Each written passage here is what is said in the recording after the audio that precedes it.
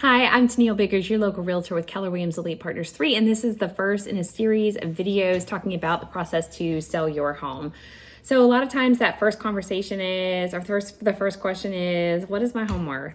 And we can absolutely start there. This is, keep in mind, usually before I've had a chance to see your house. So we'll go into a high-level market analysis today, and then we'll dig into that further in the listing appointment, which we'll talk about next. The CMA is the competitive market analysis. So when you ask me that question, what is my home worth? I have some questions for you. I need to learn a little bit about your house, so we'll just talk for a few minutes. And then I've got some research to do. I want to go look at county record. What are the details on your property there? I want to look at the MLS, any listings anything that's been in the MLS regarding your property in the past. It does not mean that all of those things are still there.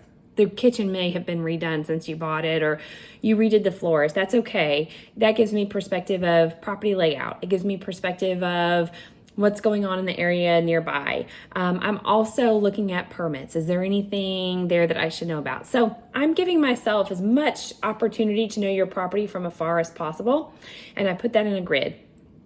And then what I do is I look at recent sales near you, and I try to keep everything as close as possible. Close in proximity. If we can keep it in the neighborhood, if there are enough sales, then I pull those. Close in time, I really don't want to go over 6 months. So I want to look at the sales over the last 6 months. And then of course, if there's not much there, then I will go back to 12 months.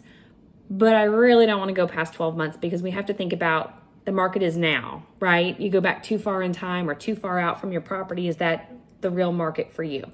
So close in proximity, close in time, and then I'm looking for the properties that are closest to yours. So I want to see the ones that are similar in square footage. Ideally the same bed count. That's not always the case.